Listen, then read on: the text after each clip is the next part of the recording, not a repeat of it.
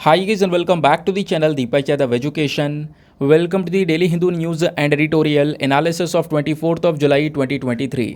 तो गाइज आज है तारीख 24 जुलाई 2023 और है मंडे। देखेंगे आज के द हिंदू कंप्लीट न्यूज़पेपर को एनालाइज करेंगे। बट लेक्चर में आगे बढ़ने से पहले अगर आप लोगों को इस लेक्चर का पीडीएफ चाहिए तो क्या करना है, सबसे पहले डाउनलोड करना है टेलीग्राम, देन उसके बाद जाके सर्च बॉक्स में टाइप करना Deepak Yadav education UPSC.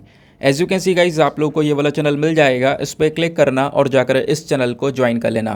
Join करने से फ़ायदा क्या होगा, यहाँ पर डेली बेसिस पर लेक्चर का पीडीएफ मिल जाता है, डेली करंट अफेयर के वीडियो का पीडीएफ मिल जाता है और डेली बेसिस पर बहुत सारे डिजिटल नोट्स मिल जाते हैं।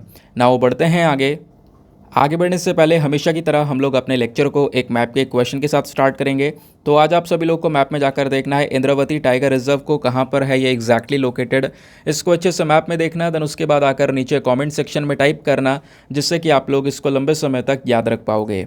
साथ ही साथ एक क्वेश्चन सॉल्व करेंगे जो कि यूपीएससी प्रीवियस ईयर साल 2019 के प्रीलिम्स में पूछा गया था। डेली बेसिस पर हम लोग यहाँ पर एक प्रीवियस ईयर क्वेश्चन को भी सॉल्व करते हैं। क्वेश्चन क्या बोलता है, 9th schedule was introduced in the constitution of India during the prime ministership of, यानी कि कौन से प्रधानमंत्री के समय पर जो 9th शेड्यूल है वो हमारे भारतीय संविधान में इंट्रोड्यूस किया गया, लाया गया। Option number A Jawaharlal Nehru, option number B Lal Bahadur Shastri, option number C Indira Gandhi या फिर option number D Morarji Desai. तो उसका सही आंसर सभी को नीचे कमेंट सेक्शन में देना है। एटलीस्ट सभी को उसमें पार्टिसिपेट करना है, जैसे मैं आप लोगों से डेली बेसिस पर बोलता हूँ। बाय द वे इसका जो करेक्ट आंसर है वो मैंने आपको टेलीग्राम पर प्रोवाइड करवा दिया है, वहाँ से भी आप इसको चेकआउट कर सकते हो। और अगर वहाँ पर आंसर नहीं मिलता है तो भी कोई परेशान होने की ज़रूरत नहीं है, वीडियो के लास्ट में इसके करेक्ट आंसर का डिस्कशन हम लोग करेंगे। तो चलो शुभ आरंभ करते हैं और चलते हैं सबसे पहले थंबनेल वाले इंपॉर्टेंट आर्टिकल की तरफ। दोस्तों आज का ये आर्टिकल बहुत ज़्यादा इंपॉर्टेंट होने वाला है, इसको जीएस पेपर नंबर 2 पॉलिटी के साथ में आप लिंक कर सकते हो। क्या बात की जा रही है, 6 महीने में लगभग 87,000 इंडियंस ने अपनी सिटीजनशिप को यानी नागरिकता को छोड़ दिया है। तो इस नागरिकता को छोड़ने के पीछे कई सारे रीजंस हैं। तो वो रीजंस क्या हैं, साथ ही साथ में कौन से देश में सबसे ज़्यादा लोग जा रहे हैं भारत को छोड़कर, भारत की सिटीजनशिप को छोड़कर, तो वो भी यहाँ पे डिस्कस करेंगे। एक इम्पॉर्टेंट टॉपिक है, लगातार हिंदी प्लस इंग्लिश दोनों ही जगह पर यहाँ पे ये पिछले 2 दिनों से कवर किया जा रहा है, जैसा आप यहाँ पर देख पा रहे होंगे। दूसरी इंपॉर्टेंट चीज़ मैं आपको बता दूं, आज का जो हमारा द हिंदू न्यूज़पेपर है यहाँ पर भी इसी सिमिलर आर्टिकल को कवर किया गया है। जो हमारा आर्टिकल से नंबर का सेक्शन आता है ना, वहाँ पर इसके बारे में चर्चा भी की गई है। तो चलो समझते हैं क्या है यहाँ पे पूरा मामला। पहले तो मैं आपको न्यूज़ समझाऊंगा, न्यूज़ क्या निकल कर आ रही है, फिर मैं आपको थोड़ा सा पॉलिटी का सेक्शन पढ़ाऊँगा जहाँ पर हम लोग समझेंगे कि सिटीजनशिप को कैसे छोड़ा जाता है। ठीक है, वो भी एक इम्पॉर्टेंट चीज़ है। तो इस साल 2023 की हम बात कर रहे हैं, जून तक भारत से 87,000 जो लोग हैं वो अपनी नागरिकता को छोड़ चुके हैं। और जो हमारे विदेशी मंत्री हैं यानी फॉरेन मिनिस्टर हैं एस जयशंकर जी, इन्होंने यहाँ पे संसद के अंदर में जो मॉनसून सेशन चल रहा है हमारे पार्लियामेंट में, तो इसी मॉनसून सेशन चलते वक्त ये जानकारी दी है। ठीक है, तो खुद हमारे जो एक्सटर्नल अफेयर मिनिस्टर हैं इन्होंने ये जानकारी दी है। और इन्होंने ये भी बोला कि 2011 से लेकर और 2023 यानी अभी तक लगभग 17 लाख, कितने 17 लाख ऐसे लोग हैं जिन्होंने अपनी जो नागरिकता है यानी भारतीय लोग हैं उन्होंने अपनी इंडियन सिटीजनशिप को छोड़ दिया है और जाकर कहीं ना कहीं किसी दूसरे कंट्री की सिटीजनशिप को ले लिया है। सबसे ज़्यादा जो लोग गए हैं किसी दूसरे कंट्री के अंदर वो है अमेरिका। अमेरिका में सबसे ज़्यादा लोगों ने अपनी सिटीजनशिप को लिया है। ठीक है, दरअसल हुआ क्या, लोकसभा जो सांसद हैं पी चिदम्बरम जी, तो पी चिदम्बरम ने जो हमारे एक्सटर्नल अफेयर मिनिस्टर हैं एस जयशंकर जी, तो इनसे सवाल किया था कि पिछले 3 सालों में कितने भारतीय लोगों ने नागरिकता छोड़ी है। तो इसके बाद यहाँ पर उन्होंने ये सारे के सारे जवाब दिए और पूरा डेटा निकाल के रख दिया कि हाँ कितने लोगों ने यहाँ पर नागरिकता छोड़ी है, कौन से साल से कौन से साल तक कितने लोग गए हैं। अब ग्लोबल वर्क प्लेस की तलाश में यहाँ पर आप देख पाओगे जो इंडियंस हैं वो अपनी इंडियन सिटीजनशिप को छोड़कर दूसरे कंट्रीज़ में जा रहे हैं। तो हमारे जयशंकर जी ने एक चीज़ और बोली है, इन्होंने बोला है कि पिछले 2 दशकों में अगर हम बात करें, पिछले इवन 20 सालों में बात करें, तो सबसे बड़ी संख्या कहीं ना कहीं बाहर काम ढूंढने के लिए जा रही है। इनमें से कई लोग यहाँ पर अपनी सुविधा के लिए दूसरे देश की नागरिकता ले रहे हैं। साथ ही साथ में इन्होंने ये भी बताया है कि 2020 में, ध्यान रखना 2020 में कोविड वाला जो साल था, उस साल भी लगभग 85,000 लोग यहाँ पर गए थे कहीं ना कहीं किसी दूसरी कंट्री के अंदर में सिटीजनशिप को लेने। फिर 2021 में 1.63 लाख लोग हो गए, फिर 2022 में 2.25 लाख, 2022 में, केवल 2022 में इतना बड़ा नंबर कि इंडियंस ने अपनी नागरिकता को छोड़ा, अपने सिटीजनशिप को छोड़ा। साथ ही साथ में जयशंकर जी ने एक चीज़ और बोली है, इन्होंने कहा कि जो विदेश में मौजूद आज के समय में भारतीय समुदाय है, इंडियन कम्युनिटी के लोग हैं, वो हमारी ही संपत्ति है। हम उनसे बेहतर रिश्ते बनाने के लिए लगातार कदम उठाते चले जा रहे हैं।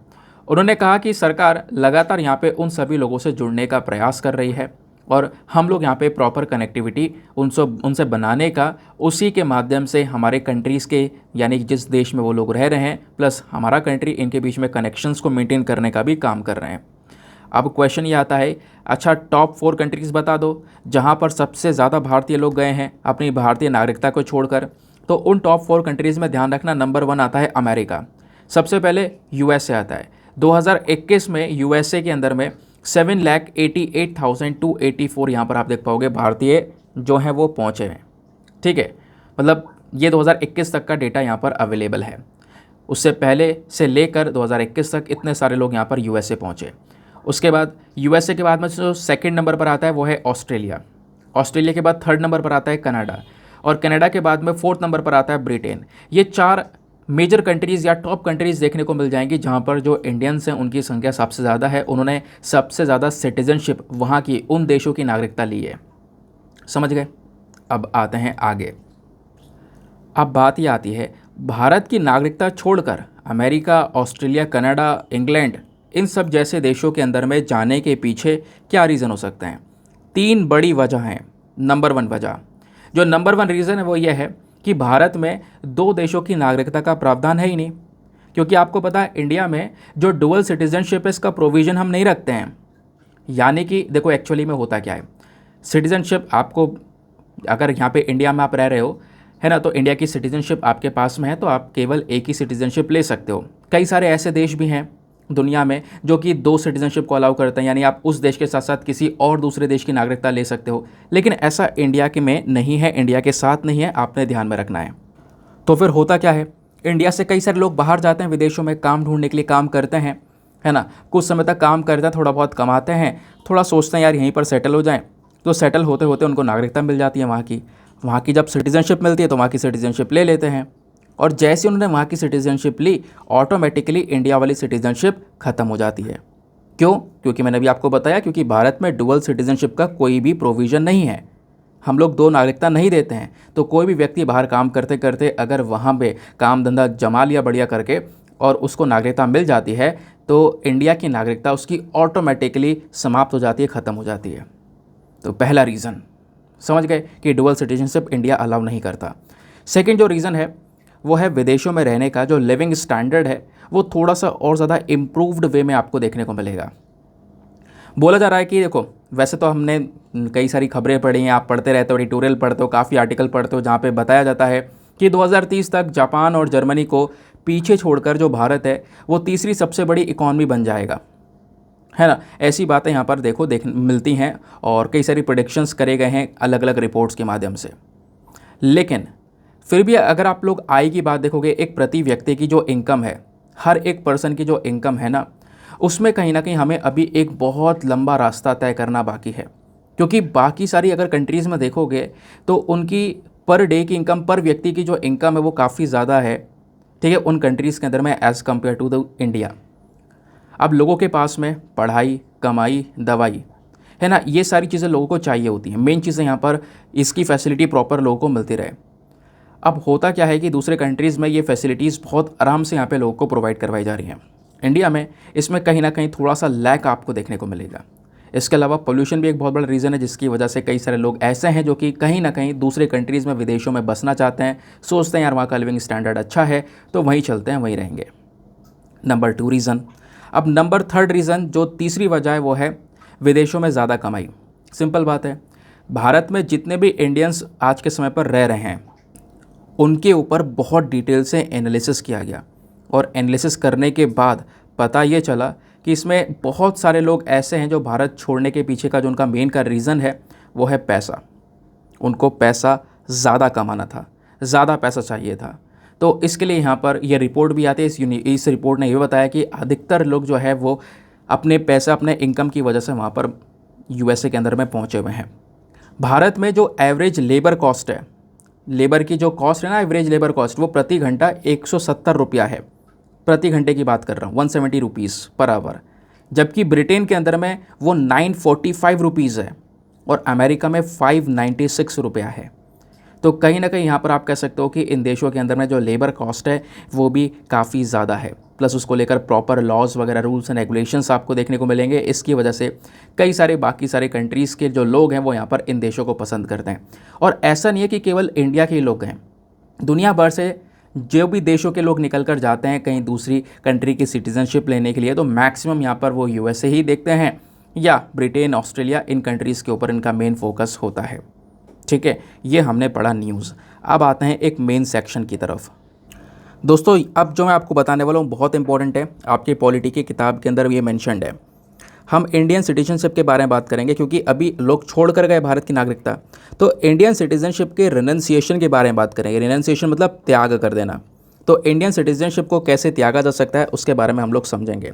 ये जो डिटेल्स हैं वो मैंने आपको बता दी है। देखो, इस आर्टिकल को 2 बार कवर किया जा चुका है आज के, मतलब 2023 में। एक बार 9 फरवरी को मैंने इसके बारे में आपको बताया था और अभी फिर से देख पाओगे जुलाई के अंदर ये न्यूज़ में आ चुका है। तो पहले जब हम बात करते हैं नागरिकता की, सिटीजनशिप की, तो सिटीजनशिप जो है वो हमारे संविधान के अंदर में यूनियन लिस्ट के अंदर में मेंशन किया गया है। यूनियन लिस्ट यानी सिटीजनशिप को लेकर जो सारा काम है वो हमारी केंद्र सरकार, राज्य सरकार दोनों के हाथों में आपको देखने को मिलता है। हमारे संविधान के अंदर में कहीं पर भी सिटीज़न नाम का जो वर्ड है वो डिफाइन नहीं किया गया है, लेकिन एक पर्सन कैसे सिटीजनशिप को ले सकता है ये सारी इन्फॉर्मेशन आपको हमारे संविधान के पार्ट 2 के अंदर आर्टिकल 5 से लेकर आर्टिकल 11 तक देखने को मिल जाता है। ठीक है, तो आर्टिकल 5 से आर्टिकल 11 में सारी की सारी जो प्रोविजंस है वो नागरिकता को लेकर मेंशन की गई है। अब सवाल ये है पहला कि इंडियन सिटीजनशिप मिलती कैसे। पहले ये डिस्कस करेंगे मिलती कैसे, फिर डिस्कस करेंगे कैसे त्यागी जाती है। तो हमारे पास में एक कानून है, सिटीजनशिप एक्ट ऑफ 1955। इन्होंने 5 तरीके बताए हैं सिटीजनशिप लेने के: by birth, bye decent, bye registration, bye naturalisation and bye incorporation of territory.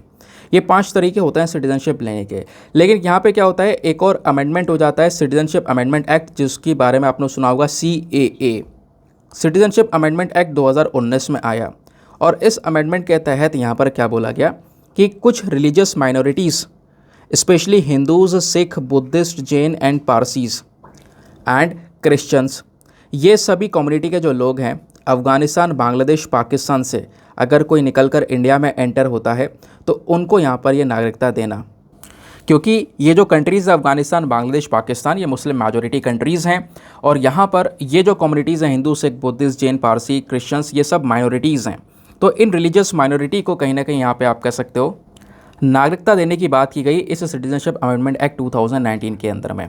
तो सिटीजनशिप कैसे ली जाती है इसके बारे में थोड़ा सा इन्फॉर्मेशन, वैसे बहुत डिटेल्ड का टॉपिक है ये, लेकिन जो हमारा मेन पोर्शन आज पढ़ने का वो है कैसे त्यागी जाती है। इस वजह से उस पर ज़्यादा मेजर फोकस किया गया है। वैसे खैर मैंने आपको बता दिया एक्विजिशन का प्रोसेस भी, लेकिन थोड़ा सा बताया है। अब क्वेश्चन यहाँ पर यह है कि एक इंसान अपनी सिटीजनशिप को क्यों छोड़ता है। मैंने आपको बता दिया, जनरली जॉब वगैरह, एक अच्छी लाइफ के लिए, है ना, लिविंग स्टैंडर्ड के लिए, वो हम ऑलरेडी डिस्कस कर चुके हैं। अब बात करते हैं तरीके क्या क्या हैं, किस तरीके से जो है एक इंसान अपनी सिटीजनशिप को, भारत की नागरिकता को छोड़ सकता है। सबसे पहला वॉलंटरी रिनंसिएशन, यानी मान लो भारत का कोई नागरिक है, उसकी खुद की मर्जी है ना, अब उसकी खुद की मर्जी है, वो यहाँ पर अपनी सिटीजनशिप को छोड़कर जाकर किसी दूसरे कंट्री की लेना चाहता है, तो यहाँ पर वो आराम से उस कंट्री की सिटीजनशिप को ले सकता है। लेकिन जैसे ही, आपको एक बात और ध्यान रखनी है कि एक व्यक्ति है ना, वो अपनी सिटीजनशिप को छोड़कर बाहर विदेश में जा रहा है, लेकिन अगर उसका बच्चा है कोई और वो माइनर है, यानी 18 साल से कम उम्र का है, तो उसकी भी सिटीजनशिप हाथों हाथ चली जाएगी अपने पेरेंट्स के साथ में। लेकिन अब जैसे ही वो 18 साल का हो जाएगा तो वो कैपेबल है, वो वापस से अपनी इंडियन सिटीजनशिप को ले सकता है। ठीक है, लेकिन यहाँ पे 18 साल से कम उम्र का है और उसके पेरेंट्स ने अपनी नागरिकता छोड़ी है, तो कहीं ना कहीं उसकी भी सिटीजनशिप चली जाएगी। क्लियर? अब आगे आते हैं, ये तो हो गया पहला तरीका। दूसरा है बाय टर्मिनेशन। हमारे संविधान के अंदर बोला गया है सिंगल सिटीजनशिप का प्रोविज़न। जैसे मैंने आपको बोला कि एक ही नागरिकता आपको मिल पाएगी इंडिया के अंदर में। जो इंडियन पर्सन है उनको केवल एक ही नागरिकता मिल सकती है एक समय में। अगर वो कोशिश करते हैं दूसरे कंट्री की सिटीजनशिप को लेने में, वहाँ की नागरिकता लेने की कोशिश करते हैं, तो ऑटोमेटिकली यहाँ पर उसकी इंडियन सिटीजनशिप खत्म हो जाएगी, जैसे मैं ऑलरेडी आपको बता चुका हूँ। लेकिन जो ये टर्मिनेशन वाला जो ये प्रोविज़न है, ये कोई वॉर के समय पर, सपोज़ कोई युद्ध चल रहा है इंडिया का किसी दूसरे कंट्री से, तो उस वॉर के समय पर ये अप्लाई नहीं होता है, तो ये भी थोड़ा सा ध्यान रखना है। थर्ड तरीका क्या है? थर्ड तरीका डेप्रीवेशन बाय गवर्नमेंट। सरकार खुद यहाँ पे आपकी सिटीजनशिप को रद्द कर दे, ख़त्म कर दे। ऐसा भी होता है? हाँ होता है। कब होगा? जब एक पर्सन हमारे संविधान को डिसरिस्पेक्ट करेगा, है ना, संविधान का अपमान करेगा, या फिर कह सकते हो कि कोई पर्सन है जिसने फ्रॉड करके सिटीजनशिप इंडिया की ले ली है, तो उसकी सिटीजनशिप छीनी जा सकती है सरकार के थ्रू। या फिर यहाँ पे कोई सिटीज़न है, कोई ऐसा व्यक्ति है जो कि यहाँ पे कह सकते हो कि हमारे दुश्मन के साथ में, मान लो एक वॉर चल रहा है और हमारा जो दुश्मन देश है जिसके साथ में वॉर चल रहा है उसके साथ में व्यापार कर रहा है, कम्युनिकेट कर रहा है, बातचीत कर रहा है, तो उस दौरान भी यहाँ पर उस व्यक्ति की सिटीजनशिप छीनी जा सकती है। प्लस यहाँ पर एक व्यक्ति, एक सिटीज़न जो इंडिया से बाहर रह रहा है लगातार 7 साल से, तो उसकी सिटीजनशिप भी यहाँ पर हटाई जा सकती है। या फिर मान लो यहाँ पर किसी ने अभी रजिस्ट्रेशन करवाया सिटीजनशिप के लिए और 5 साल के अंदर अंदर यहाँ पर उस व्यक्ति को 2 साल की जेल हो जाए, ठीक है, तो कहीं ना कहीं यहाँ पर उस केस में भी जो सरकार है वो उसकी नागरिकता ले सकती है। तो ये सिटीजनशिप को लेकर, उसके रेनन्सिएशन को लेकर सारा का सारा जो यहाँ पर प्रोसेस है वो मैंने आपको बता दिया है। आगे आते हैं ना दोस्तों, यहाँ पे एक इंपॉर्टेंट बात है, इसको ध्यान से सुनना। अगर आप चाहते हो पेड ग्रुप्स को ज्वाइन करना तो पेड ग्रुप को भी ज्वाइन कर सकते हो। एक अच्छा ऑप्शन है आपको, अगर नोट्स बनाने में आपको कोई परेशानी हो रही है, नहीं बना पा रहे हो, वीडियो थोड़ा लेंदी हो जाता है, समय बहुत लग जाता है, ऑब्वियसली ऐसा होता है, तो उसका एक अच्छा ऑल्टरनेटिव है कि आप एक पेड ग्रुप को ज्वाइन कर सकते हो। उस पेड ग्रुप में सीधा आपको प्रॉपर जो मैंने आपको पढ़ाया है, एक एक शब्द आपको उस ग्रुप में मिल जाता है इस पूरे लेक्चर का। तो आपको कुछ कहीं पर जाने की आवश्यकता ही नहीं है, कोई PDF डाउनलोड करने की आवश्यकता नहीं है, सब कुछ उसमें अवेलेबल है। आप सीधा यहाँ पे उसको पढ़ सकते हो बिना PDF के, और PDF पढ़ना चाहते हो तो PDF से भी पढ़ सकते हो। हिंदी और इंग्लिश दोनों में यहाँ पर PDFs को प्रोवाइड करवाया जाता है। और इस ग्रुप को ज्वाइन करने का जो आप कह सकते हो अमाउंट है वो बहुत ही ज़्यादा मिनिमम रखा गया है, 499 rupees for the lifetime access. आपने केवल एक ही बार में 499 रुपीज़ का इन्वेस्टमेंट करना है, आपको उस ग्रुप में ऐड किया जाएगा। कोई दोबारा से यहाँ पर कोई दूसरा सब्सक्रिप्शन लेने की आवश्यकता नहीं है कि कोई 5 साल बाद, सॉरी 5 साल कह रहा हूँ, कोई 6 महीने बाद, 1 साल बाद, 2 साल बाद, कोई भी यहाँ पर सब्सक्रिप्शन लेने की आवश्यकता नहीं है। एक बार ज्वाइन करो, उसके बेनिफिट्स आपको अनलिमिटेड मिलते रहेंगे। दूसरी चीज़, इंटरेस्टेड हो ज्वाइन करने के लिए तो आपको यहाँ पे एक व्हाट्सएप नंबर दिया गया है 8534873368। इस नंबर पर व्हाट्सएप पर मैसेज करना कि हाँ मैं इंटरेस्टेड हूँ, आपको वहाँ से रिप्लाई आएगा, सारा प्रोसेस आपको बताया जाएगा कि कैसे पेमेंट करना है, जिसके बाद आप ग्रुप को ज्वाइन कर पाओगे। बाकी जो बात मैं हमेशा बोलता हूँ, मेक श्योर करना वीडियो पे जो लाइक का बटन है उसको प्रेस कर देना। एक छोटा सा टारगेट है दोस्तों 5K प्लस लाइक्स का, जिसको आप अचीव करवा सकते हो। साथ ही साथ मेरे साथ में इंस्टाग्राम पे जुड़ सकते हो। इंस्टाग्राम पे जाना, सर्च बॉक्स में लिखना दीपक यादव एजुकेशन, आपको ये प्रोफाइल मिलेगा जहाँ पर 13,000 से ज़्यादा लोग ऑलरेडी जुड़ चुके हैं। आप भी मेरे साथ में पर्सनली जुड़ सकते हो। now आते हैं अगले आर्टिकल की तरफ। ये जो आर्टिकल आपको दिख रहा है ये भी GS पेपर नंबर 2 पॉलिटी के पॉइंट ऑफ व्यू से इंपॉर्टेंट है। पॉलिटी की लक्ष्मीकांत की किताब ओपन करोगे तो वहाँ पे आपको नेशनल इन्वेस्टिगेशन एजेंसी के ऊपर पूरा एक चैप्टर देखने को मिलेगा।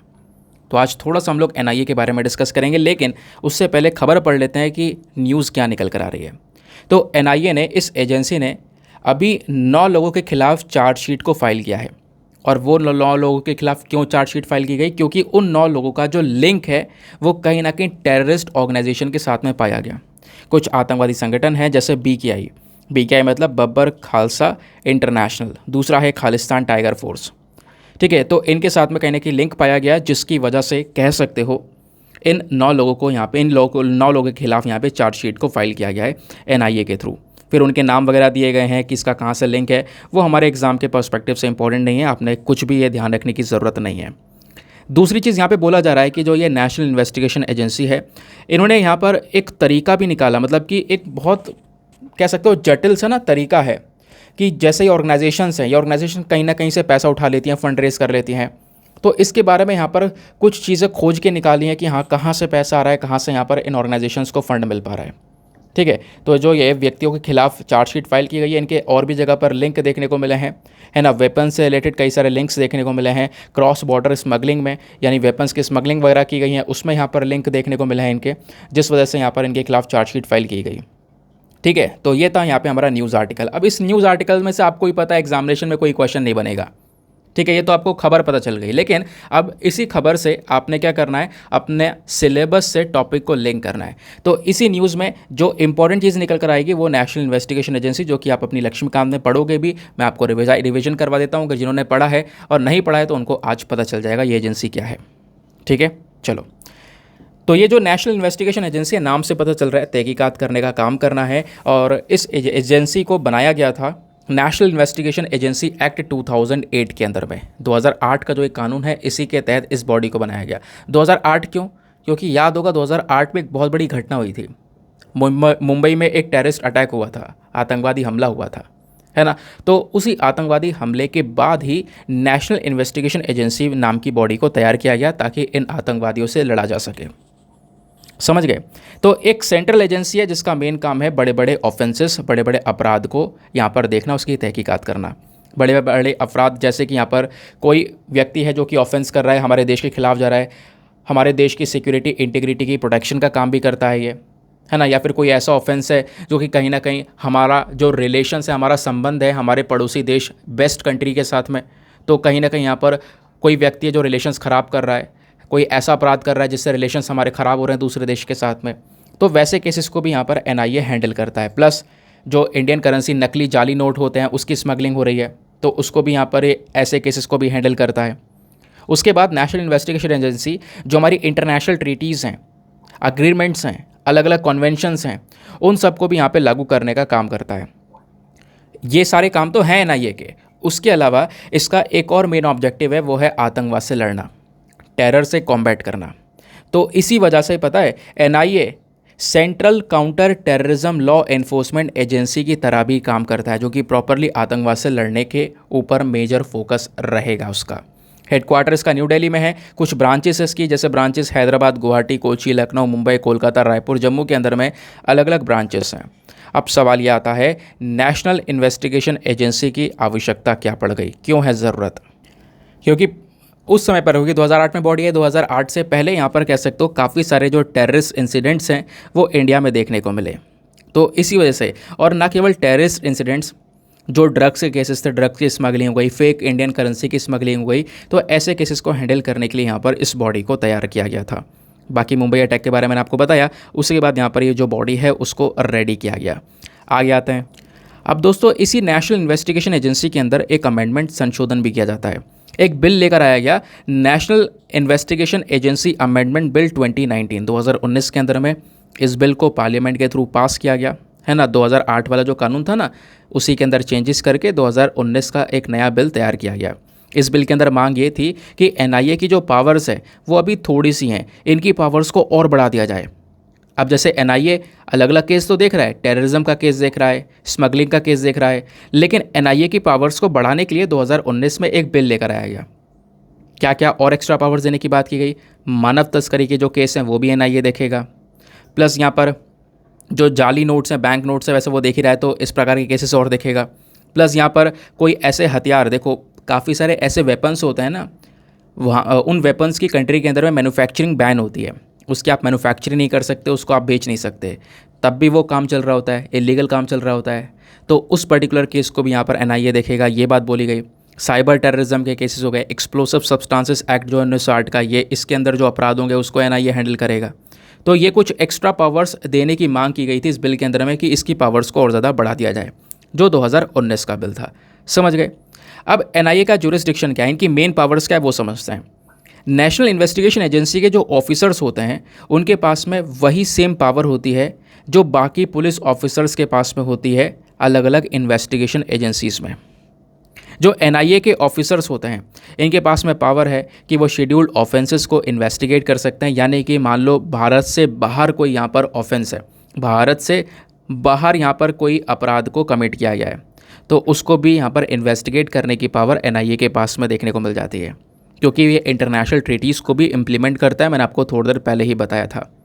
बाकी जो हमारी केंद्र सरकार है वो भी कई बार केस देती है एनआईए को, उनको डायरेक्ट करती है कि आप इस प्रकार के केसेस को, या ये वाला केसेस जो है इस वाले केस को इन्वेस्टिगेट करो।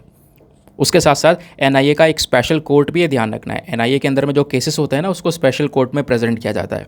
ये स्पेशल कोर्ट न्यू दिल्ली के अंदर में है, वो इस प्रकार के केसेस को देखता है, तो एनआईए का ही एक स्पेशल कोर्ट है। हमारी जो सेंट्रल गवर्नमेंट है, इन्होंने यहाँ पर एक ये स्पेशल कोर्ट को बना रखा है और ये NIA एक्ट 2008 के तहत यहाँ पर तैयार किया गया था। अब इस स्पेशल कोर्ट में होता कौन कौन है, ये बात जाननी थोड़ी सी इंपॉर्टेंट है। स्पेशल कोर्ट के अंदर में यहाँ पर एक जज होते हैं। अब उस जज को, ऑब्वियसली बात है, कोर्ट है तो जज होगा वहाँ पर। अब उस जज को यहाँ पे अपॉइंट कौन करेगा, हमारी केंद्र सरकार अपॉइंट करती है। लेकिन वो केंद्र सरकार कैसे अपॉइंट करती है, जो हाई कोर्ट के चीफ जस्टिस होते हैं उनके रिकमेंडेशन के बेसिस पर। ठीक है, बाकी जो सेंट्रल गवर्नमेंट है उनको अगर ज़रूरत पड़ती है, अगर इफ़ लगा हुआ है, अगर ज़रूरत पड़ती है यहाँ पर, तो वो कुछ एडिशनल जजेस को, यानी एक तो जज है ही वहाँ पर, एक्स्ट्रा जजेस, एडिशनल जजेस को यहाँ पर स्पेशल कोर्ट के अंदर में अपॉइंट कर सकती है हमारी सेंट्रल गवर्नमेंट। और एडिशनल जजेस को भी जो हमारे हाई कोर्ट के चीफ जस्टिस होंगे उनके रिकमेंडेशन के बेसिस पर अपॉइंट किया जाएगा। समझ गए? तो NIA का मेजर टॉपिक जो है ना आपका सिलेबस का, आपके बुक का, वो मैंने यहाँ पे कवर करवा दिया है। आगे आते हैं नेक्स्ट आर्टिकल पर। नाउ अगला आर्टिकल काफ़ी इंपॉर्टेंट होने वाला है। GS पेपर नंबर 3 इकोनॉमी के सेक्शन से आप इसको लिंक कर सकते हो। यहाँ पर बात की जा रही है ट्राउट की। ट्राउट बेसिकली मछली होती है। अब ये अलग स्पीशी है, इसमें रेनबो ट्राउट, ब्राउन ट्राउट, इस प्रकार की अलग अलग मछलियों की प्रजातियाँ होती हैं। ठीक है, तो जैसे इंडिया में पहाड़ी इलाके में जो उगती है, पहाड़ी इलाके में जो यहाँ पर पलती हैं मछलियाँ, या फिर कह सकते हो ठंडे पानी में, कोल्ड वाटर में जो मछलियाँ पलती हैं, उनको हम लोग यहाँ पर ट्राउट के नाम से जानते हैं। अब हुआ क्या है कि जो ये ट्राउट वाली मछलियाँ हैं ना, इनका जो प्रोडक्शन है वो अभी आज के समय में भारत के कश्मीर में बहुत ज़्यादा बढ़ चुका है। ठीक है, तो कश्मीर चाहता है कि यूरोप में हम इन मछलियों को एक्सपोर्ट करें, क्योंकि यूरोप के अंदर काफ़ी ज़्यादा डिमांड है इन ट्राउट्स की। ठीक है, तो उसी को लेकर ये आर्टिकल लिखा गया है। यहाँ पे बोला गया एक स्कॉटमैन थे जिनका नाम था JS मैकडोनल्ड। उन्होंने यहाँ पर 1800 जो इन मछलियों के अंडे हैं ये कश्मीर में लेकर आए थे 1900 के समय में। और उसी के बाद यहाँ पे कश्मीर में जो फ़िश कल्चर है वो यहाँ पर इंट्रोड्यूस हो पाया। और पिछले 100 सालों के अंदर जो कोल्ड वाटर ट्राउट, यानी कि ठंडे पानी में पाई जाने वाली जो मछलियाँ हैं, जो ये कोल्ड वाटर ट्राउट हैं, ये बहुत ज़्यादा पॉपुलर हैं आज के समय में कश्मीर में। ठीक है, इवन यहाँ पर दुनिया भर में माना जाता है कि कश्मीर का जो ट्राउट है वो काफ़ी ज़्यादा सुपीरियर है। और जो यूरोप की डिमांड है इस ट्राउट की, उस यूरोप की डिमांड को वो पूरा कर सकते हैं। पिछले अगर हम 10 साल देखें तो पिछले 10 सालों में फार्मिंग सेक्टर में, हमारे जम्मू एंड कश्मीर के फार्मिंग सेक्टर में काफ़ी तेज़ी से चेंजेस आए हैं। वो फार्मिंग सेक्टर ग्रो होता हुआ नज़र आया है। मैं आपको बता दूं, जम्मू एंड कश्मीर में 2019-20 के अंदर में केवल 534 फार्मर्स थे और उन 534 फार्मर्स ने 650 टन के आसपास ट्राउट को प्रोड्यूस किया था, ये मछली का प्रोडक्शन किया था। ये 2019-20 की बात कर रहा हूँ। लेकिन अभी 2022-23 में इसी इंडस्ट्री के अंदर में जो फार्मर की संख्या है, जो मछली पालन कर रहे हैं, इनकी संख्या 534 से बढ़कर 1144 हो चुकी है, यानी कि 1144 हो चुकी है।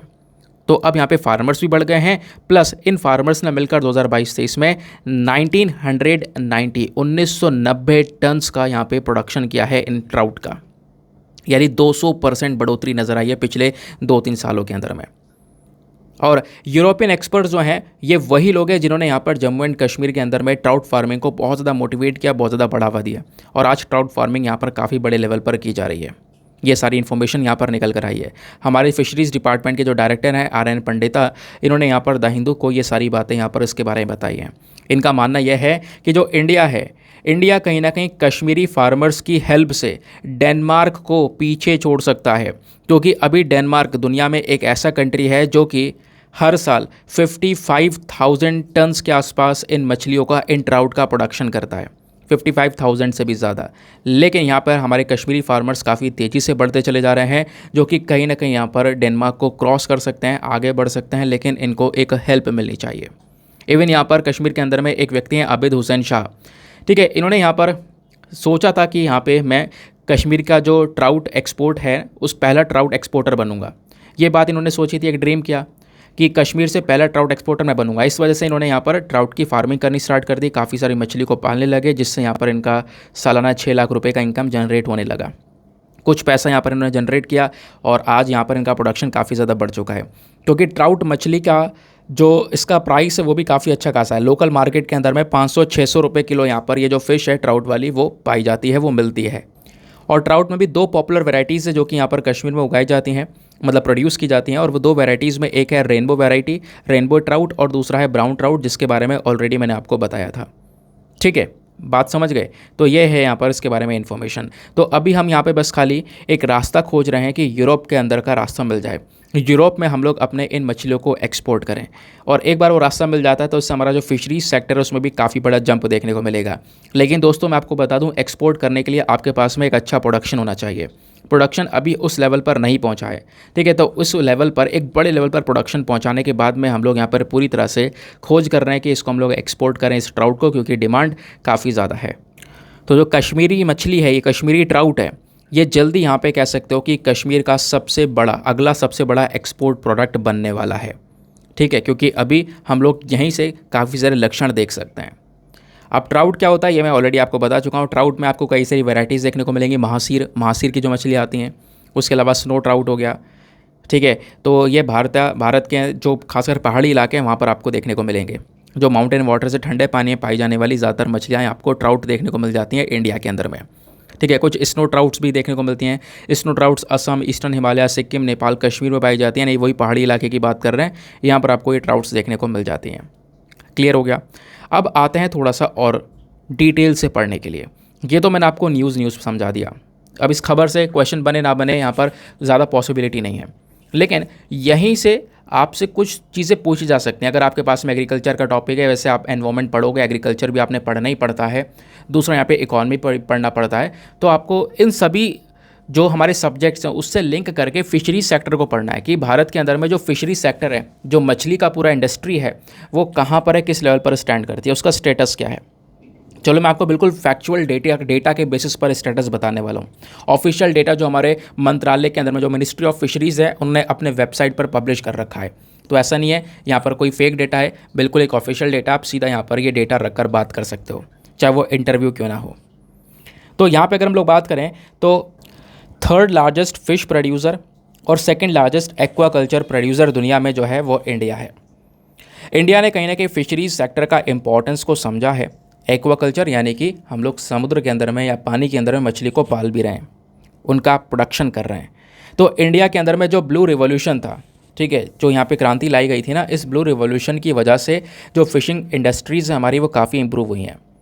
ये जो इंडस्ट्री है फिशिंग इंडस्ट्री, इसको हम सनराइज़ इंडस्ट्री के नाम से भी जानते हैं। अब देखो दोनों का नाम काफ़ी डिफरेंट है, लेकिन क्वेश्चन आपसे बन सकता है सनराइज़ इंडस्ट्री कौन सी है? वो फिशिंग इंडस्ट्री है, ध्यान रखना। अब इस इंडस्ट्री का हमारी भारत की अर्थव्यवस्था में, इकॉनमी में भी काफ़ी बड़ा रोल आ रहा है। पिछले कुछ समय में जो भारत का फिशरी सेक्टर है, इसमें काफ़ी बड़ा चेंज आया है। फॉर एग्जांपल 1980 के समय में भारत के अंदर में जो मछली का प्रोडक्शन था, जो उत्पादन था, वो केवल 36% था। जबकि अभी कह सकते हो, कुछ अभी सिनेरियो देखें तो ये बढ़कर 70% हो चुका है। तो काफ़ी बड़ा ड्रास्टिक चेंज आया है। जो फिश प्रोडक्शन है, ये 2020-21 के अंदर में आप कहोगे तो 2020-21 में जो मछली का प्रोडक्शन किया गया था इंडिया के अंदर में, वो 16.25 मिलियन मैट्रिक टन्स के आसपास था। और इसमें से हमने कई सारी मछलियों को एक्सपोर्ट किया। और एक्सपोर्ट जो है हम लोगों ने 2021-22 में मछलियों का जो एक्सपोर्ट है, उस एक्सपोर्ट से हमने 57,586 करोड़ रुपीज़ अर्न करें। तो इतने रुपयों का एक्सपोर्ट किया गया। तो आप इमेजिन कर सकते हो इंडस्ट्री कितनी ज़्यादा बड़ी इंडस्ट्री है ना। अब बात आती है कि इंडिया में सबसे बड़े प्रोड्यूसिंग स्टेट्स कौन कौन से, जहाँ पर सबसे ज़्यादा मछली का उत्पादन होता है। तो टॉप प्रोड्यूसिंग स्टेट में नंबर 1 आता है आंध्र प्रदेश। आंध्र प्रदेश सबसे बड़ा प्रोड्यूसर इंडिया के अंदर में। उसके बाद आता है नेक्स्ट वेस्ट बंगाल, ठीक है। तो ये आपने ध्यान में रखना है, दोनों इंपॉर्टेंट है, कई बार आपसे क्वेश्चन बन जाएगा।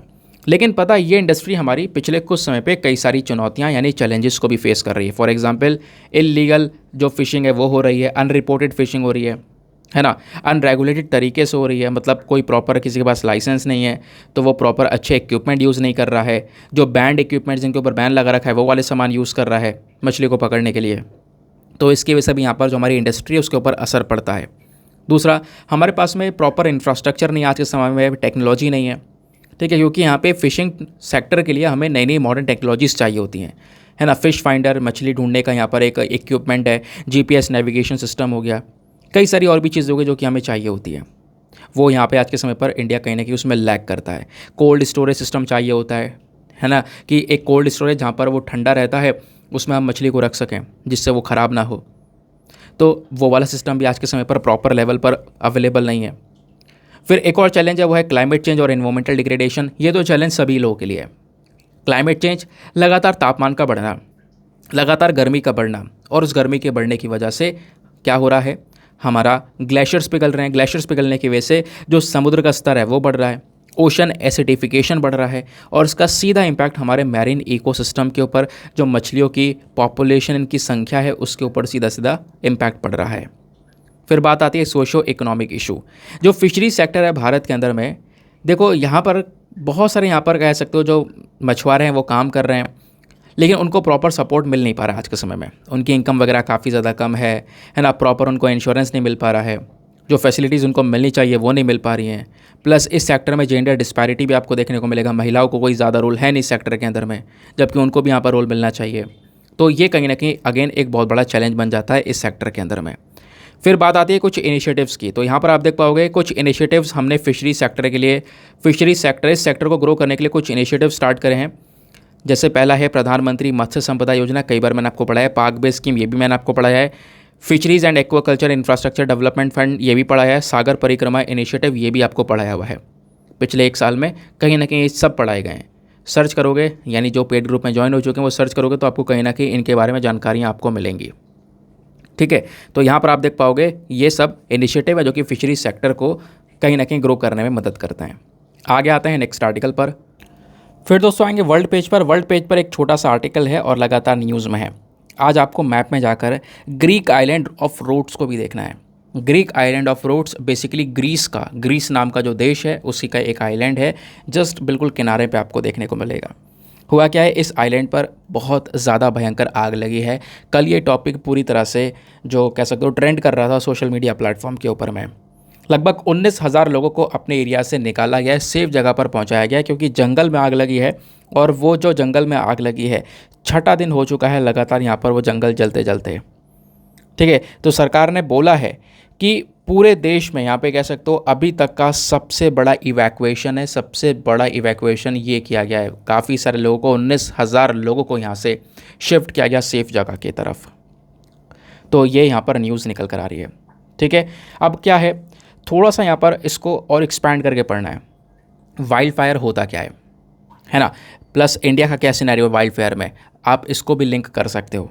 मैंने कई बार आपको पढ़ा है फॉरेस्ट फायर्स के बारे में, कई बार यहाँ पर मेंस में जो क्वेश्चन है वो भी बना है फॉरेस्ट फायर्स को लेकर। ठीक है, तो जंगलों में जो आग लगती है ना, ये एक अनकंट्रोल्ड फायर है, आप इसको कंट्रोल नहीं कर सकते।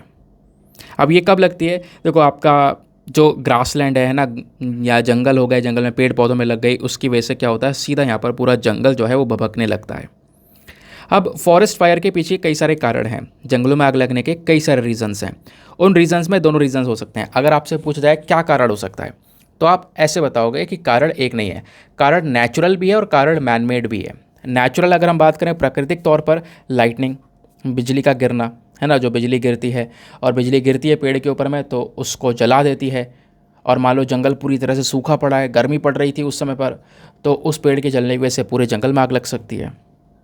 ठीक है, तो नेचुरल है। और अगर बारिश होती तो बारिश यहाँ पर उस आग को बुझा सकती है, समझ गए। तो ये एक नेचुरल तरीका है।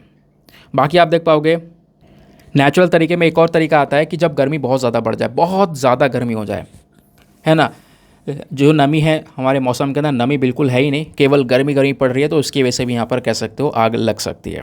फिर बात आती है मैनमेड की। अब मैनमेड में आग लगने के कई सारे तरीके हैं। जैसे यहाँ पर कह सकते हो कि एक इंसान है जिसने यहाँ पर सिगरेट पिया, सिगरेट पीने के बाद में फेंक दिया वहीं पे बराबर में, उससे पत्ते में आग लगी, वो मान लो जंगल सूखा हुआ है, एक पत्ते से दूसरे पत्ते में आग लगी, ऐसे धीरे धीरे करके आग बढ़ गई, तो ये भी होता है। या इलेक्ट्रिक स्पार्क हो गया, तो इसकी वजह से भी यहाँ पे कहीं ना कहीं जो ये हमारे इनफ्लेमेबल मटेरियल्स होते हैं, इसमें आग लगने के काफ़ी सारे चांसेस हो जाते हैं। ठीक है, तो मैनमेड तरीका भी है प्लस नेचुरल तरीका भी है, जिसकी वजह से मतलब ये एक मेन कारण है जिसकी वजह से जंगलों में आग लग जाती है। अब पता है वाइल्ड फायर्स के भी अलग अलग प्रकार होते हैं, टाइप्स होते हैं। 3 प्रकार होते हैं मेनली। एक होता है क्राउन फायर। क्राउन फायर में क्या होता है, यहाँ पर जो पेड़ हैं, हमारे ट्रीज़ हैं, वो जलने लगते हैं और पेड़ नीचे से लेकर ऊपर तक चल जाते हैं, पूरे पेड़ भस्म हो जाते हैं। उसके अलावा जंगल में तो आग लगी होती है।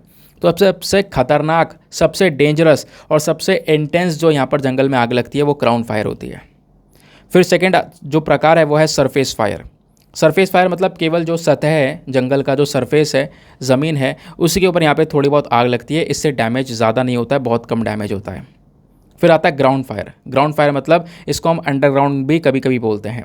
यानी कि जो हमारे पीट होता है, पीट आपने देखा होगा मिट्टी की तरह होता है, तो अंडरग्राउंड ही यहाँ पे ज़मीन के अंदर ही आप कह सकते हो एक गर्मी जो है, ये जो आग है वो भभक रही होती है धीरे धीरे। ठीक है, तो ये 3 प्रकार के यहाँ पर आपको जो फायर्स हैं वो देखने को मिल जाते हैं, वाइल्ड फॉरेस्ट फायर्स बेसिकली। अब इनके डिसएडवांटेजेस क्या हैं? बहुत सारे नुकसान हैं। सबसे पहली चीज़, इससे कई सारे जो प्लांट्स हैं, ट्रीज़ हैं, है ना, वो ख़त्म हो जाते हैं, इंजर्ड हो जाते हैं, एरोजन हो सकता है, प्लस हमारा जो इकोसिस्टम है वो पूरी तरह से बर्बाद हो सकता है। और फिर उसके बाद में जो ह्यूमन लाइफ है, एक इंसान की जो जान है, उसको भी काफ़ी बड़ा खतरा हो सकता है इन फॉरेस्ट फायर्स की वजह से। ये सारी चीज़ें हैं। अब इंडिया में क्या सिचुएशन है, थोड़ा सा वो डिस्कस करते हैं। भारत में यहाँ पर इसको लेकर क्या रिस्क है? देखो, इंडिया में भी यहाँ पे फॉरेस्ट फायर का सीज़न एक आता है, नवंबर से लेकर जून तक। ये कुछ महीनों में फॉरेस्ट फायर होती हैं।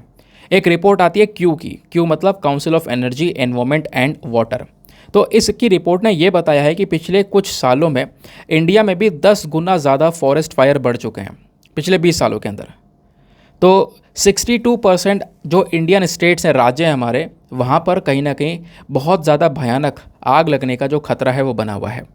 फिर अब जो राज्यों में बताया गया है ना, उसमें सबसे टॉप के जो राज्य हैं वो Andhra Pradesh, Odisha, Maharashtra, Madhya Pradesh, Chhattisgarh, Uttarakhand, Telangana, north eastern states हो गए। यहाँ पर सबसे ज़्यादा खतरा बना हुआ है जंगलों में आग लगने का। फिर मिज़ोरम सबसे टॉप पर है। पिछले 20 सालों के अंदर में सबसे ज़्यादा जो जंगलों में आग देखने को मिली है वो मिज़ोरम में देखने को मिली है। 95% जो मिज़ोरम के डिस्ट्रिक्ट्स हैं वो कहीं ना कहीं यहाँ पर फॉरेस्ट फायर हॉटस्पॉट्स हैं, यहाँ पे आग लगने के चांसेस काफ़ी ज़्यादा हैं। समझ गए? अब भारत ने कई सारे अलग अलग इनिशिएटिव्स स्टार्ट कर रखे हैं फॉरेस्ट फायर्स को मैनेज करने के लिए। जैसे एक इनिशिएटिव है हमारा national mission for green India. इस इनिशिएटिव को लॉन्च किया गया था national action plan on climate change के अंडर में, है ना। फिर ऐसे यहाँ पर हमारा एक और इनिशिएटिव आपको देखने को मिलेगा, और वो है forest fire prevention and management scheme. ऐसे कई सारे इनिशिएटिव हैं। तो जैसे कि जो हमारा पहला वाला ग्रीन इंडिया मिशन है ना, इसका मेन मकसद है कि फॉरेस्ट मैनेजमेंट को प्रमोट करना, बायोडाइवर्सिटी की सुरक्षा को लेकर यहाँ पे बात करना, तो वो सारी चीज़ें हैं। बाकी यहाँ पर जो हमारा forest fire prevention and management scheme है, इस स्कीम को लागू किया जाता है FSI के थ्रू। ठीक है, और ये स्कीम हमारी ministry of environment, forest and climate change के अंडर में आती है। ये आपने ध्यान में रखना है। इसका स्कीम का मेन मकसद है अगेन जो फॉरेस्ट फायर का मैनेजमेंट सिस्टम है, उस मैनेजमेंट सिस्टम को मजबूत कर देना कि कहीं पर जंगल में आग लगती भी है तो उसको प्रॉपरली किस तरीके से मैनेज कर सकते हैं।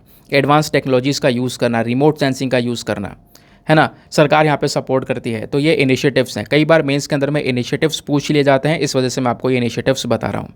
अब यहाँ पर एक और क्वेश्चन आता है। क्वेश्चन है, what should be done to mitigate forest fires. जंगलों की आग को कम करने के लिए, कंट्रोल करने के लिए क्या काम किया जा सकता है? सबसे पहला, create fire breaks. Fire breaks हमने बनाने होंगे। अब ये फायर ब्रेक्स क्या होते हैं दोस्तों, इसको सुनना, क्योंकि आपसे पूछा जा सकता है कि हमने मतलब इंटरव्यू में भी पूछा जा सकता है। आप खुद इमेजिन करो कि जंगलों में आग लगती हुई एक सबसे बड़ा इंसिडेंट रिसेंटली देखने को मिला है ग्रीक आइलैंड ऑफ रोड्स के अंदर में।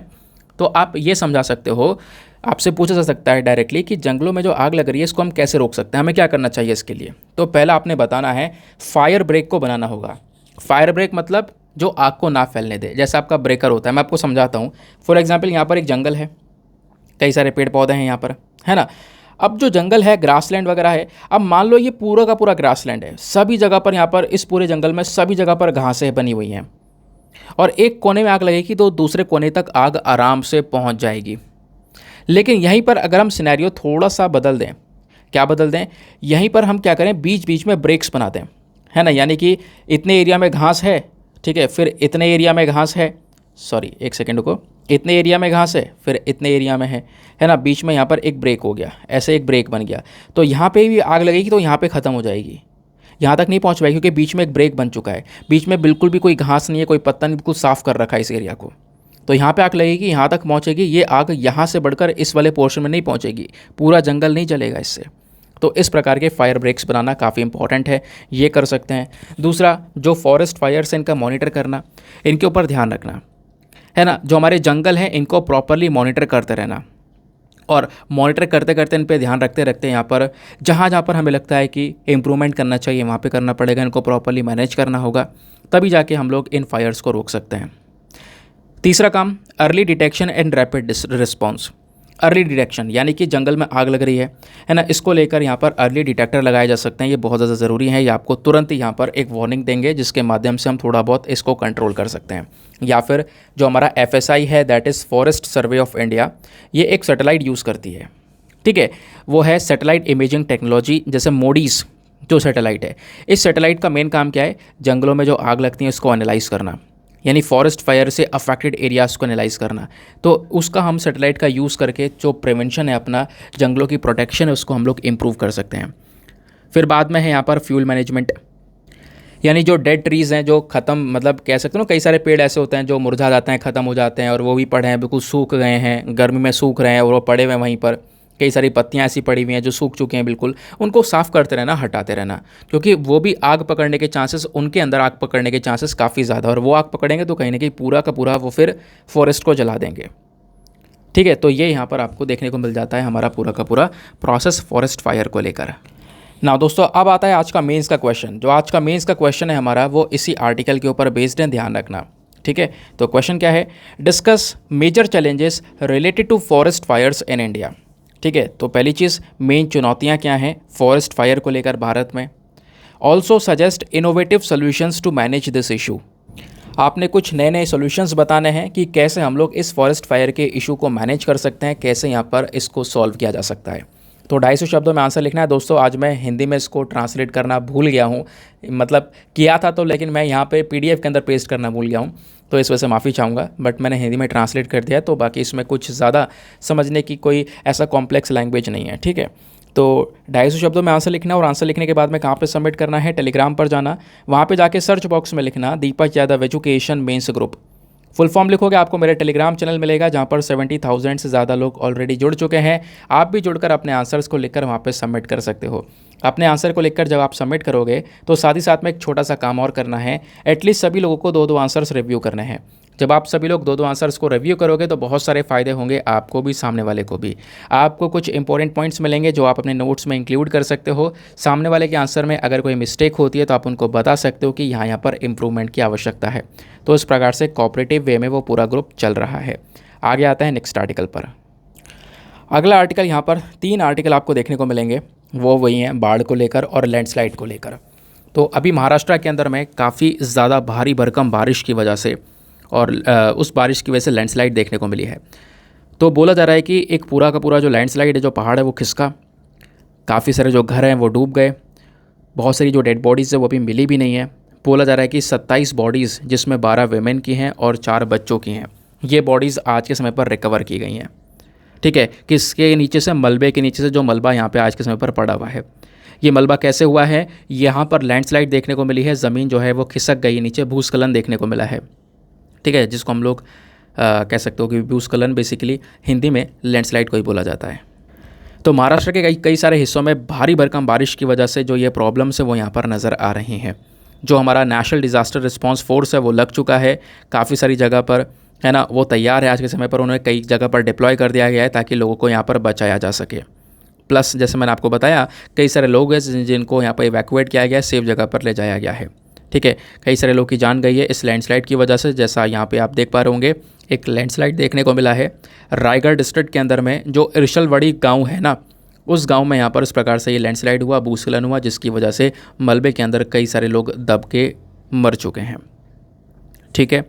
अब थोड़ा सा यहाँ पे ज्योग्राफी के पर्सपेक्टिव से आप लोग पढ़ लेना GS पेपर नंबर 1 के अंदर में कि लैंडस्लाइड्स एग्जैक्टली होती क्या हैं। तो भारी बारिश की वजह से ज़्यादातर लैंडस्लाइड्स होती हैं। तो भारी बारिश की वजह से हमारे देश में कई सारी जगह पर लैंडस्लाइड्स नज़र आ रही हैं। लैंडस्लाइड बेसिकली मूवमेंट होता है mass of rock, debris, earth down a slope. यानी कि मैं आपको समझाता हूँ, देखो सिंपल तरीका। यहाँ पर आप लोग ये फ़ोटो देख पा रहे होंगे, एक एरिया है ना, ऊपरी हिस्सा आपको देखने को मिलेगा। अब इस एरिया में किनारे क्रैक आया, क्रैक आने की वजह से ये एरिया थोड़ा अलग होने लगा, और अब यहाँ पर ये नीचे टूट कर गिर गया। इसी को हम लोग लैंडस्लाइड बोलते हैं। पहाड़ों पे खासकर देखने को मिलती है जब पूरा पूरा एक बहुत बड़ा हिस्सा जो है खिसक कर नीचे गिर जाता है, ठीक है। अब ये जो लैंडस्लाइड है ये अलग अलग मोड्स में होती है। वैसे मैं आपको बता दूं, लैंडस्लाइड के पीछे कई सारे कारण हैं। सबसे पहला कारण है ग्रेविटी, ठीक है। ऊपर क्या है, ऊपर चट्टान लटकी हुई है, ठीक है। अब नीचे यहाँ पे ग्रेविटी लग रही है, नीचे ग्रेविटी की वजह से यहाँ पर क्या होता है कि वो चट्टान टूट कर नीचे गिर जाती है। दूसरा, यहाँ पे लैंडस्लाइड जो है ना, आज के समय पर 3 बड़े फैक्टर्स की वजह से होती है, और वो 3 बड़े कारण क्या क्या हैं सबसे पहला जियोलॉजी, दूसरा मॉर्फोलॉजी और तीसरा ह्यूमन एक्टिविटी। अब एक एक करके इन तीनों टर्म्स को डिफाइन करेंगे, इंपॉर्टेंट है, आपसे क्वेश्चन बन सकता है। बात की जा रही है जियोलॉजी की, तो जो अब हमारी जो पृथ्वी है, जो अर्थ है या जो रॉक है, जो चट्टान है, वो काफ़ी कमज़ोर हो जाती है। कमज़ोर होने के बाद में फ्रैक्चर्ड हो जाती है, क्रैक आ जाते हैं उसके अंदर में, है ना। तो कहीं ना कहीं यहाँ पर उसकी जो स्ट्रेंथ है वो खत्म हो जाती है। जब वो गिर जाती है तो उसको हम लोग जियोलॉजिकल प्रोसेस बोलते हैं। तो एक रीज़न ये हो गया। दूसरा मॉर्फोलॉजी। मॉर्फोलॉजी में क्या होता है, हमारा मॉर्फोलॉजी जो है लैंड के स्ट्रक्चर को रेफर करता है। फॉर एग्जाम्पल यहाँ पर बोला जा रहा है कि एक पर्टिकुलर एरिया था, अच्छे खासे पेड़ लगे हुए थे उस एरिया में, घासें लगी हुई थी। अब क्या हुआ, मान लो वहाँ पे आग लग गई, आग लगने की वजह से पेड़ वगैरह ख़त्म हो गए, है ना। तो क्या हो गया, जो हमारा पेड़ वगैरह ख़त्म हो गए, घासें वगैरह ख़त्म हो गई, बाकी प्लांट्स मर गए। तो इससे भी लैंडस्लाइड हो सकती है। क्यों? क्योंकि जब पे पेड़ लगा हुआ है ना, उसकी जो जड़ें हैं, वो जड़ों ने कहीं ना कहीं यहाँ पर नीचे से जो लैंड है उसको जकड़ के रखा हुआ है, जोड़ के रखा हुआ है। ठीक है, तो कहीं ना कहीं ट्रीज़ की रूट सिस्टम काफ़ी इंपॉर्टेंट रोल प्ले करती हैं। उनके बिना यहाँ पर लैंड, खासकर किनारे पर रुकना थोड़ा मुश्किल है। तो कहीं ना कहीं यहाँ पर ये वेजिटेशन खत्म होती है, लैंडस्लाइड देखने को मिल जाती है, वो हमारा कहलाता है मॉर्फोलॉजी। फिर आता है ह्यूमन एक्टिविटी। ह्यूमन एक्टिविटी में जो हम लोग हैं काफ़ी सारी हरकतें ऐसी कर रहे हैं ह्यूमन एक्टिविटीज़, जिसकी वजह से एनवायरमेंट को काफ़ी नुकसान हो रहा है। तो उसमें एक इसको भी इंक्लूड कर सकते हो। एग्रीकल्चर की जा रही है पहाड़ों के ऊपर में, प्लस बहुत सारा कंस्ट्रक्शन चल रहा है, तो जिसका रिस्क काफ़ी ज़्यादा बढ़ चुका है लैंडस्लाइड का। अब बात आती है रीजन की, कौन कौन से एरिया हैं जहाँ पर सबसे ज़्यादा लैंडस्लाइड्स देखने को मिलती हैं। तो कॉन्टिनेंट वाइज अगर हम बात करें तो एशिया जिसमें इंडिया भी आता है, यहाँ पर सबसे ज़्यादा लैंडस्लाइड्स देखने को मिलती हैं।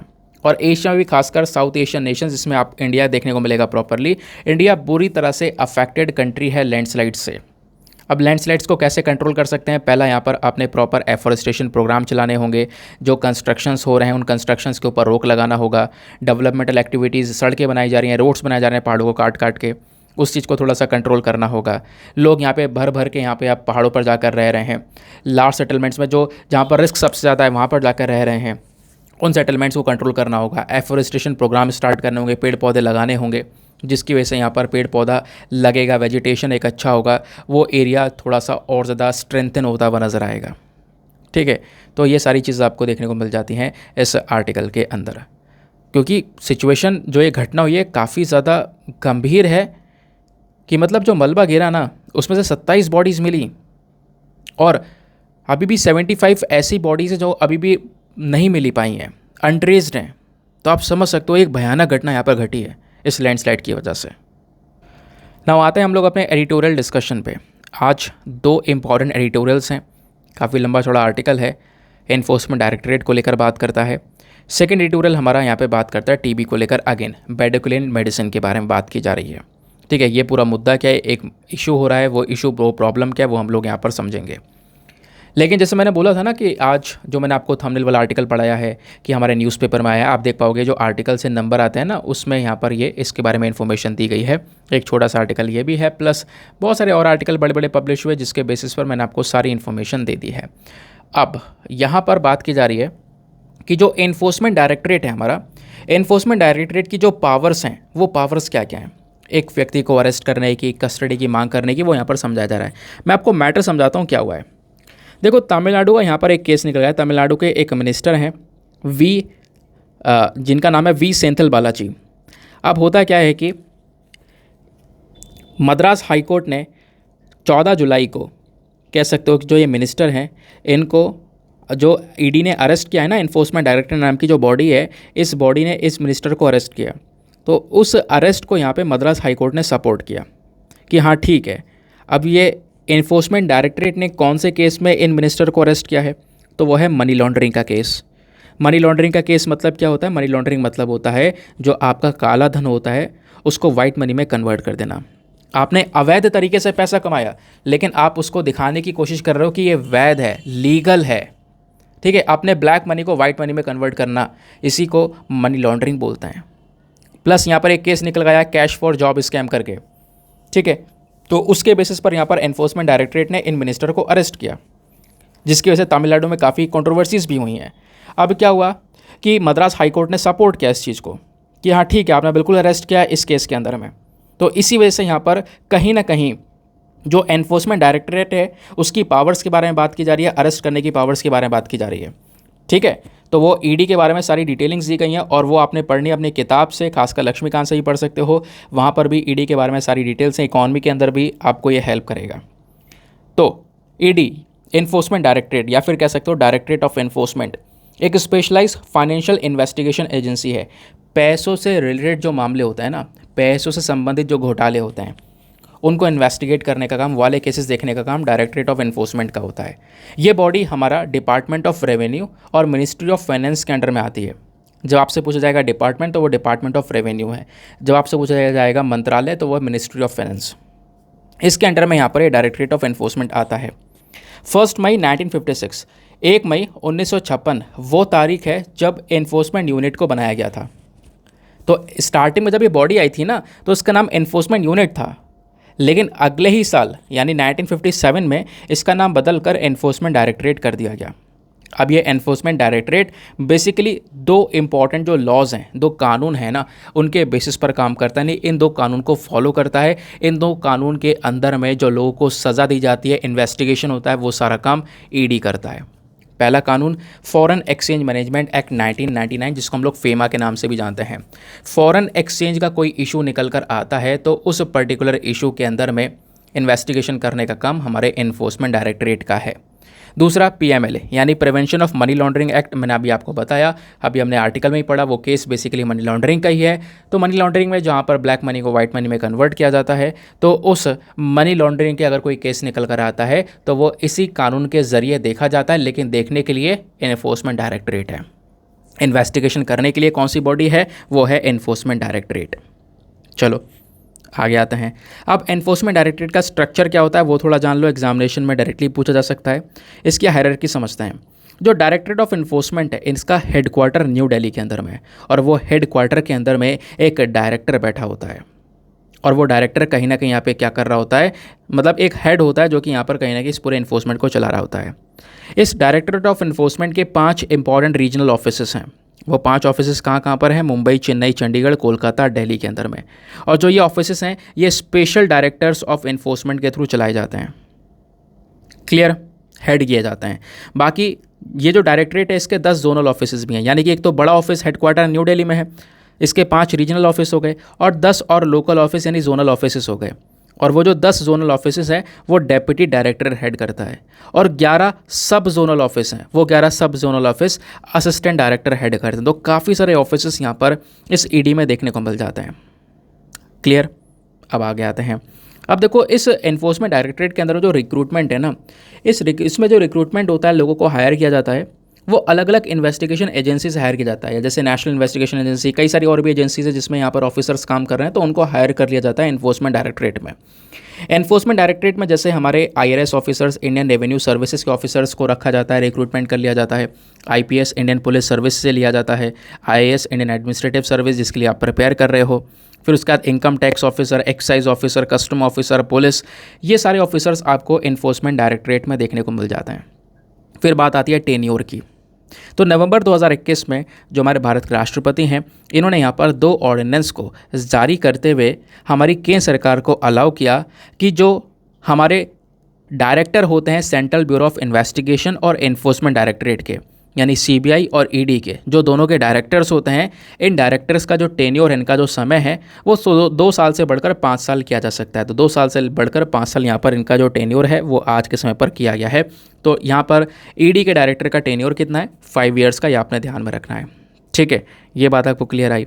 अब यहाँ पे पीएमएल एक्ट के बारे में ऑलरेडी मैंने आपको समझा दिया है। ठीक है, अब यहाँ पर कोर्ट ने जो है सपोर्ट किया इस पर्टिकुलर केस को। पीएमएलए का केस क्या था, वो केस आपसे कहीं पर पूछा नहीं जाएगा, लेकिन ईडी के बारे में ज़रूर से पूछा जाएगा। मैंने आपको ईडी के बारे में डायरेक्टली बताया। अगले आर्टिकल पर आते हैं। नेक्स्ट आर्टिकल थोड़ा सा और रेलिवेंट होने वाला है। इसको जीएस पेपर नंबर 2 हेल्थ के पॉइंट ऑफ व्यू से आप लिंक कर सकते हो। यहाँ पे जो हमारे 2 राइटर हैं ना, इनका क्या कहना है मैं आपको समझाता हूँ। देखो, पिछले सप्ताह की बात है, एक बात ये की जा रही थी, टीबी नाम की जो बीमारी है, ट्यूबरक्लोसिस, एक खतरनाक बीमारी है। इससे सीधा यहाँ पर फेफड़ों में बहुत प्रॉब्लम उठती है, खांसी उठती है और ये बीमारी एक इंसान से दूसरे इंसान में आराम से फैल भी सकती है। तो एक चिंताजनक बीमारी है। इसका कोई प्रॉपर सॉल्यूशन नहीं मिल रहा था एक समय पर, लेकिन धीरे धीरे करके कई सारे सॉल्यूशंस यहाँ पर इसके निकाले गए, कई दवाइयाँ आई। तो अभी यहाँ पर एक खबर निकल कर आती है कि जॉनसन एंड जॉनसन नाम की जो कंपनी, आपने सुना ज़रूर होगा नाम जॉनसन एंड जॉनसन का, तो जॉनसन एंड जॉनसन नाम की कंपनी जो है, इन्होंने एक दवाई बनाई थी बहुत पहले।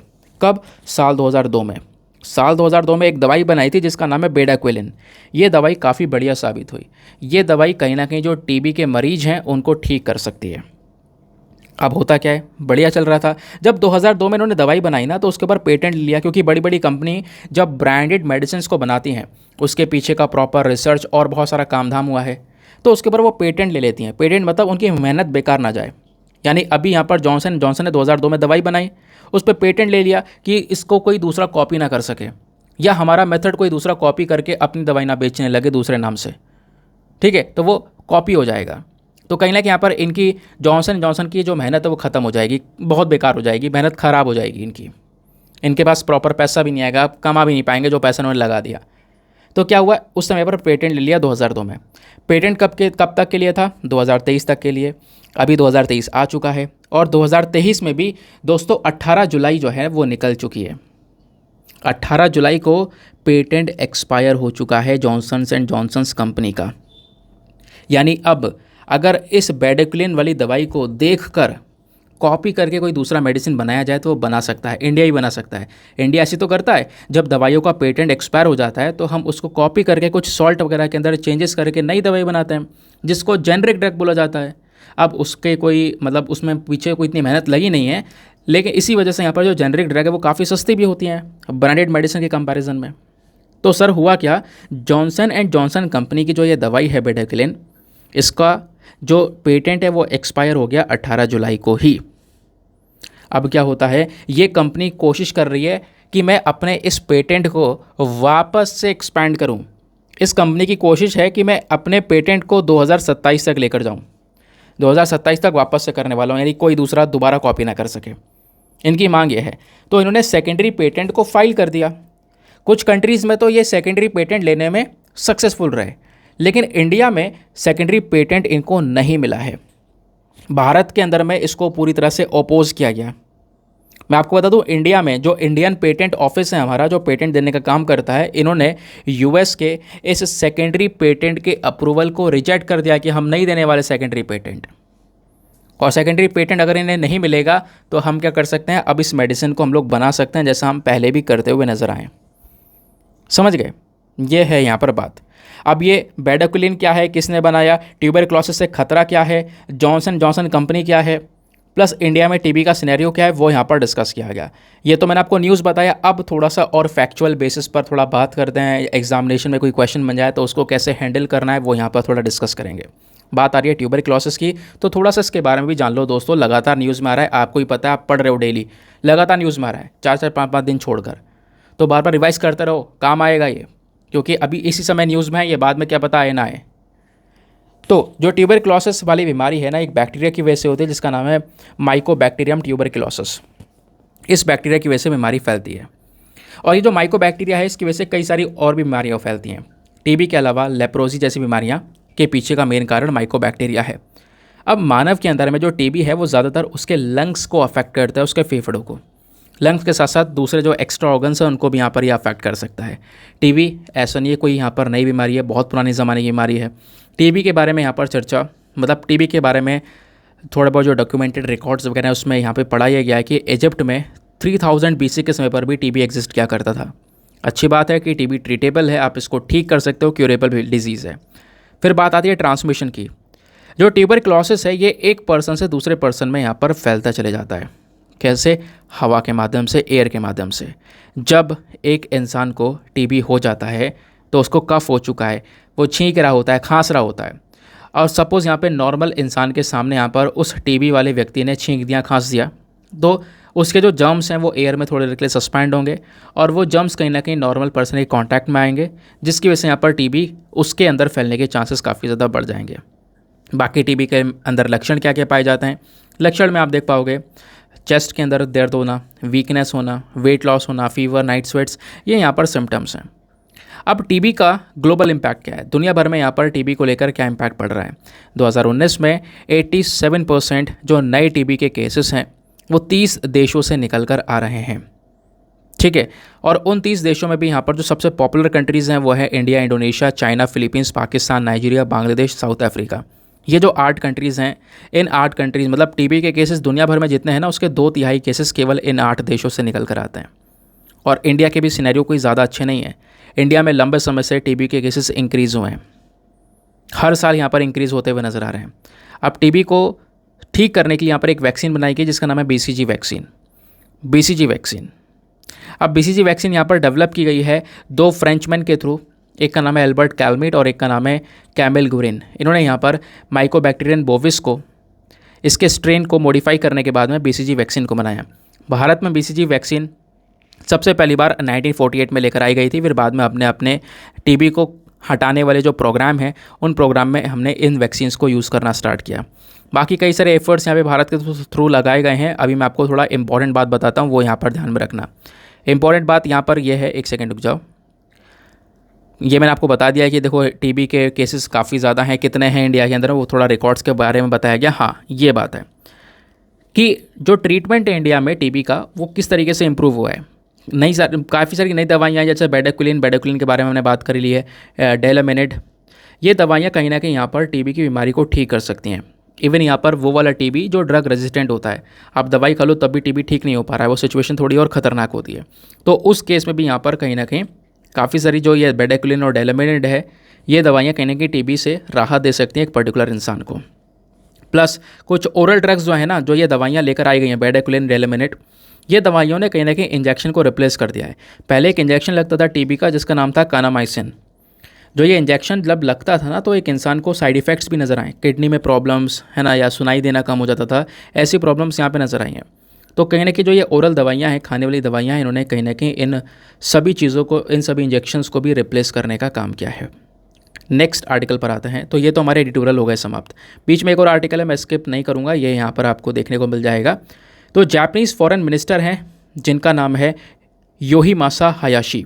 तो ये जो जापानीज़ फॉरेन मिनिस्टर है ना, ये इस सप्ताह इंडिया में आने वाले हैं, इंडिया में विजिट होगी इनकी, और खासकर ग्लोबल साउथ का विजन लेकर आ रहे हैं। ग्लोबल साउथ का डिस्कशन करेंगे, खासकर जो डेवलपिंग कंट्रीज़ हैं, अफ्रीका की कुछ कंट्रीज़ हैं, साउथ अमेरिका की कुछ कंट्रीज़ हैं, इंडिया की कुछ इंडिया के आसपास की कुछ कंट्रीज़ हैं। तो होता क्या है कि इन सभी देशों का जो सपोर्ट है, इन देशों का यहाँ पर जो रोल है, उसके बारे में थोड़ा डिस्कशन किया जाएगा। इन देशों के साथ में जापान कैसे रिलेशंस को इम्प्रूव करता है, वो यहाँ पर थोड़ा कवर अप किया जाएगा। तो अभी दोस्तों, मैंने आपको हमेशा बोला है कि जब भी कोई आर्टिकल ऐसा आया कि हाँ मीटिंग होगी, ये व्यक्ति आने वाले हैं इंडिया में या हमारे कोई पर्सन बाहर जाने वाले हैं, तो थोड़ा सा के लिए वेट क्या करो, उस पर्सन को आने या जाने दिया करो। जब एक बार मीटिंग हो जाएगी तो कुछ फाइनल कंफर्म्ड यहाँ पर इन्फॉर्मेशन निकल कर आएगी। तो अभी यहाँ पर ये आर्टिकल आपने पढ़ लिया, कुछ कंफर्म्ड इन्फॉर्मेशन अभी जब निकल कर आएगी कि हाँ विजिट पर आए हैं, काफ़ी आर्टिकल्स पब्लिश होंगे कि किस किस चीज़ के बारे में डिस्कशंस हुए हैं, तो वो सब सामने निकल कर आएगा, तब हम लोग कुछ कंफर्म्ड आर्टिकल्स कवर करेंगे। ठीक है, तो इस पर ज़्यादा टाइम वेस्ट करने की आवश्यकता नहीं करनी है। आते हैं हम लोग अपने प्रीलिम्स वाले क्वेश्चन की तरफ। तो प्रीलिम्स में 2019 का क्वेश्चन था। क्वेश्चन ये था कि जो नवा शेड्यूल भारतीय संविधान में इंट्रोड्यूस किया गया है, वो कौन से प्राइम मिनिस्टरशिप के अंडर में किया गया, ये आपने बताना है। तो इसका सही उत्तर है option number A, Jawaharlal Nehru. ठीक है, तो 9 शेड्यूल को भारतीय संविधान में फर्स्ट अमेंडमेंट के ज़रिए ऐड किया गया। इसको इंट्रोड्यूस किया गया 10 मई 1951 में जवाहरलाल नेहरू सरकार के थ्रू। ठीक है, लैंड रिफॉर्म्स लॉज को प्रोटेक्शन देने के लिए। बात क्लियर हो गई। चलो आगे आते हैं उसके बाद में, और करते हैं हम लोग अपने वीडियो को समाप्त। मिलते हैं आप लोगों से अगले वीडियो में। आज के लिए bye bye, have a nice day, thank you and जय हिंद।